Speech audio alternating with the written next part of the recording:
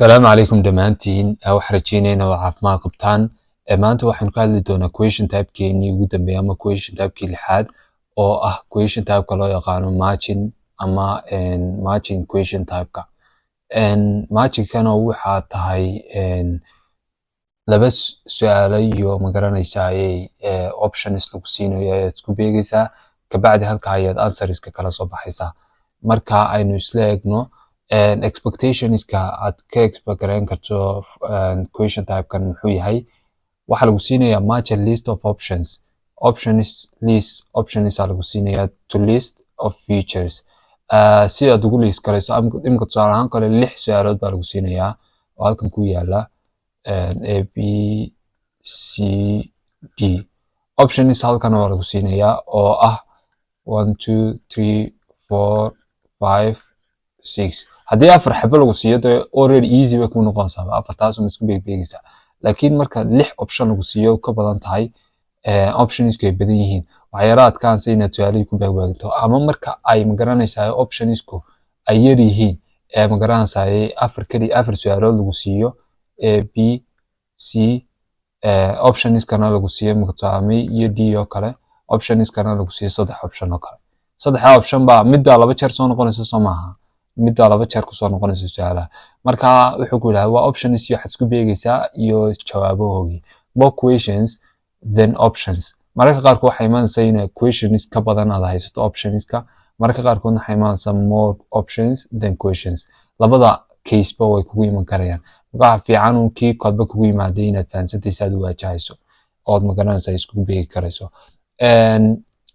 waxaynu tibiskaynu halkan ku haynaa waxa kamid ah sida aynu hore ku casharadeenii hore bay iskula soo wadaagnay inaad mar walba read the information and the questions inaad marka ugu horeyso horta information meesha lagu siiyay information-keega iyo title-keega iyo waxyaabaha iska akhrido iyo questions-ka meesha ku yaala underline the keywords keywords-ka mar walba inaad highlight garaysto ood magaranaysaa ay underline garaysto si aad hadhow markaad codka maqasho aad kelmadiyo aad scope-ka u saari karayso codka aad ka maqasho aad hadhow answer-kii uga dhex raadin karayso codka keyword la'aanna answer kama heli kartid waayo de meel alaale meel hadalka ugu socdayo meel aad ka qabsatay iyo meel aad target garanaysaa uma jirto marka qof iska hadlayo qof iska dhageysanayo ku noqonaya marka wax muhiim ah inaad underline garaysto keywords ka haysto understand the synonyms ka haysatana fahan ama ereyada isku macnaha tusaale ahaan oo kale laba ereyo ereyna meesha kugu qoray marka erey ba halkan ugu siinayaa oo kale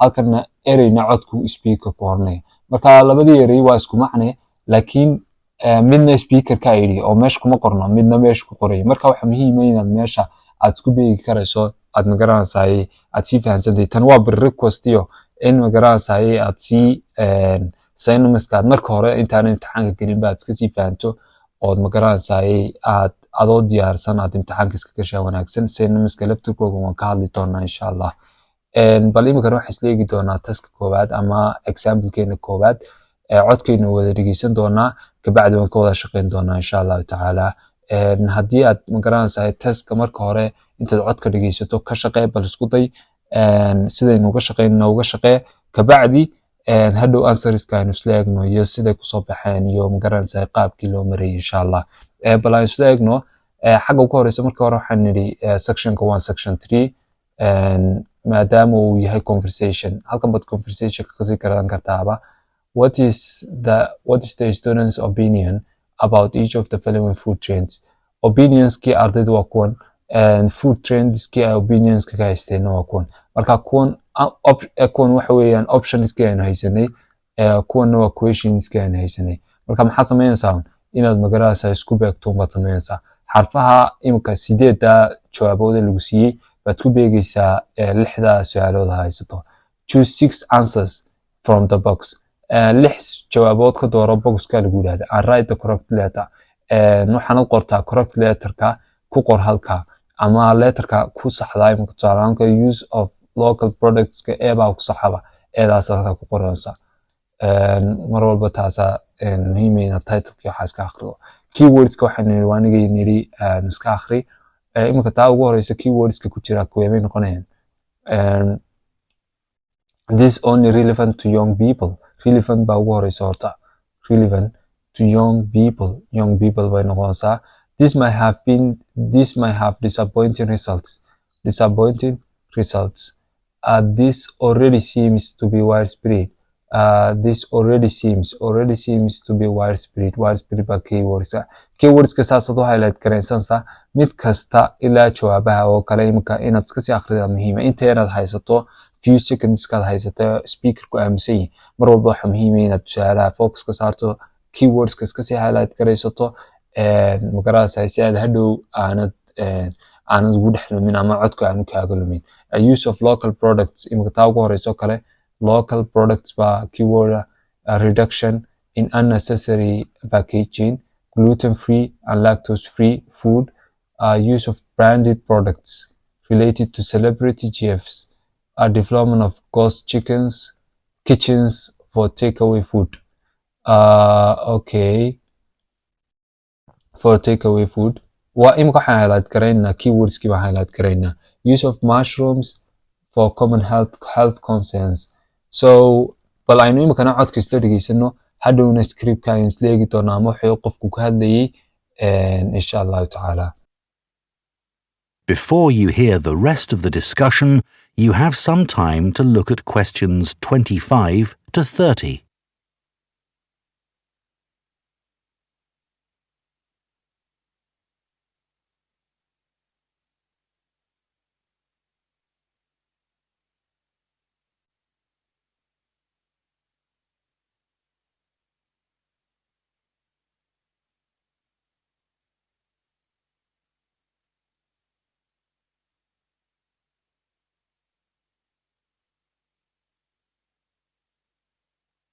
Now listen and answer questions 25 to 30. I was reading an article about food trends predicting how eating habits might change in the next few years. Oh, things like more focus on local products. That seems so obvious, but the shops are still full of imported foods. Yes, they need to be more proactive to address that. And somehow motivate consumers to change, yes. One thing everyone's aware of is the need for a reduction in unnecessary packaging. But just about everything you buy in supermarkets is still covered in plastic. The government needs to do something about it. Absolutely. It's got to change. Do you think there'll be more interest in gluten and lactose-free food? For people with allergies or food intolerances? I don't know. Lots of people I know have been buying that type of food for years now. Yes, even if they haven't been diagnosed with an allergy. That's right.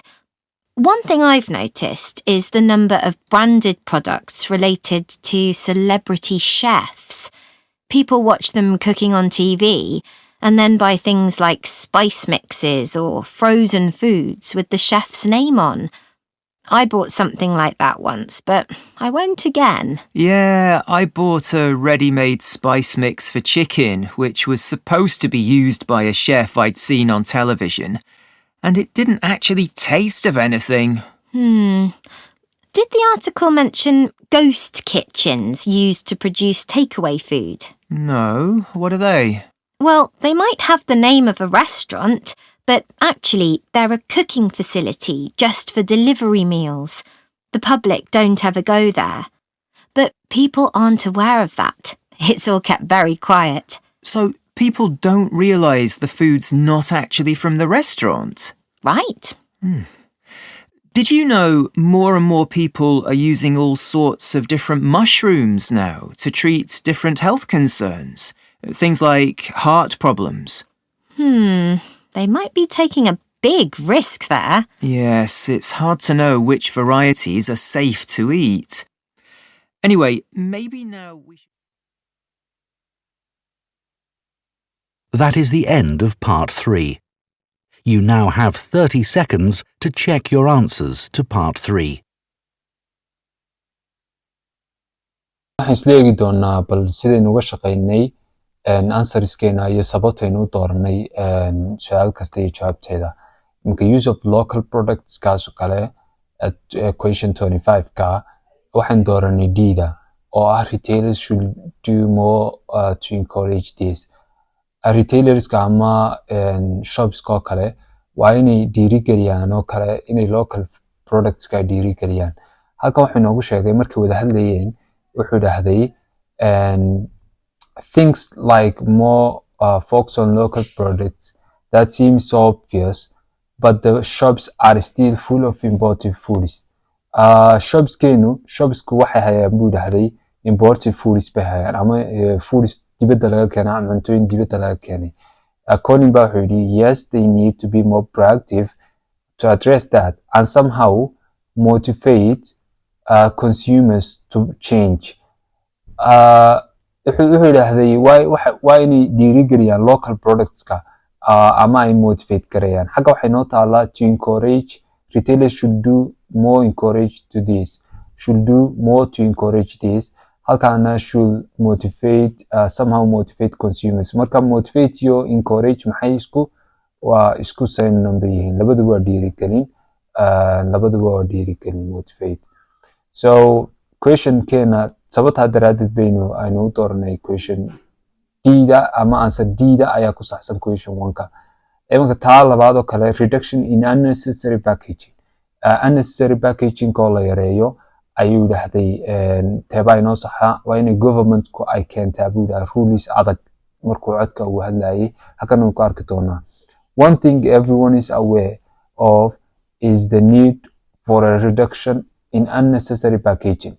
In unnecessary packaging in la yareeyo ayaa aad muhiim ah. But just about everything you buy in supermarkets is still covered in plastic. The government needs to do something about it.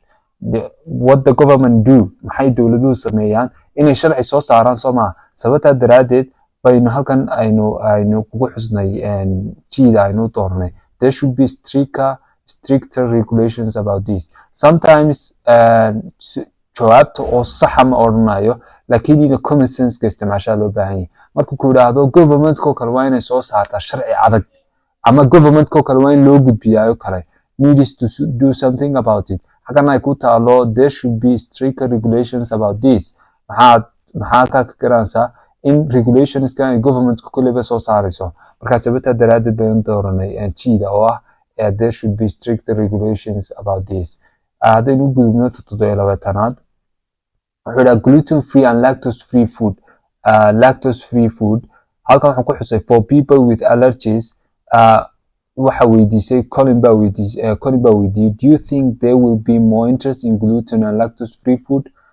For people with allergies waxa ku jawaabtay for people with allergies or food intolerances I don't know. Lots of people I know have been buying that type of food for years now. Maxay tiraahday dad badan oo aad u badan ayaa iibsada cuntada noocan ah sanadihii ugu dambeysay. Marka waxay noqonaysaa inay deecaan tahay garanaysaa. This already seems to be widespread. Inay garanaysaa widespread oo dadku ku wada garanayaan oo imka dadka kuwii allergiga lahaa kuwii kale ay prefer gareynayaan gluten free and lactose free food. Ayay taas ku cadeynaysaa markaas sababta daraaddeed baynu sida ku dooranay. Use of branded products related to celebrity chefs.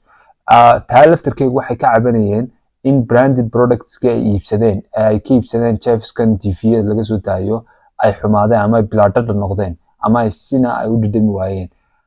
Marka halkan wuxuu ku xusay I bet people watch them cooking on TV and then buy things like spice mixes of frozen foods with chef's name on. Chefska laga iibsadaa TV-yada ka soo daaya. I bought something like that once but I want again. Maria waxay tiri mar baan iibsaday waxaasoo kale dibna u iibsan maayo. Yeah, I bought a already made spice mix for chicken which was supposed to be used by chef I've seen on television and it didn't actually taste anything. Dadabuu yeelan weydi buu dhaha. Marka xaqa waxay ka cabanayeen waxa ugu ay jawaabtu noqonaysaa taa B-da ay noqonaysaa waayo this might have been disappointing results.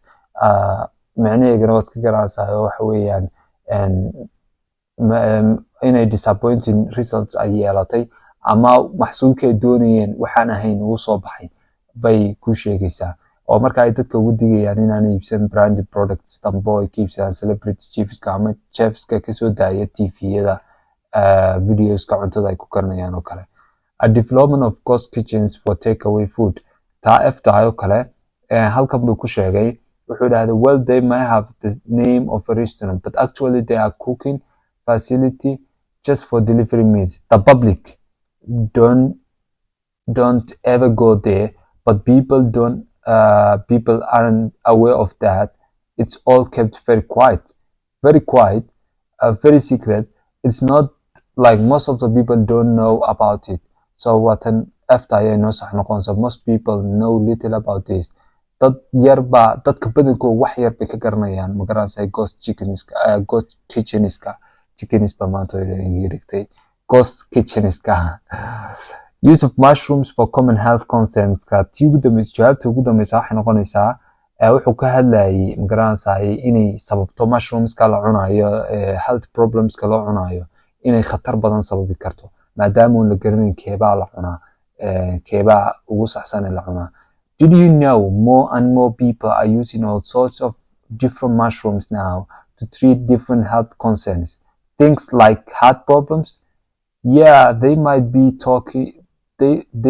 taking a big risk there. Risk iyo dangerous waa isku dhow yihiin ama saynan bay isku yihiin. Marka waxayna halka ka dhigaynaa h-taaynu ka dhigaynaa. Insha Allah ta'ala waxaan rajeynayaa inaad badaxun kaaga baxeen sida question type-kan uga shaqeyn lahayd. Waxaan rajeynayaa inaad nagu caawiso subscribe-ta maadaama wax kaliya tan ka faa'iideynaa uu yahay garanaysaa subscription-ka aadna siisay. Sidoo kale qof u baahan oo kale aad garanayso kale ama cashirkan ka faa'iideysan kara ayaa la share kare. aad baad mahadsantihiin la socosho wanaagsan casharadeenna dambe insha Allah ta'ala.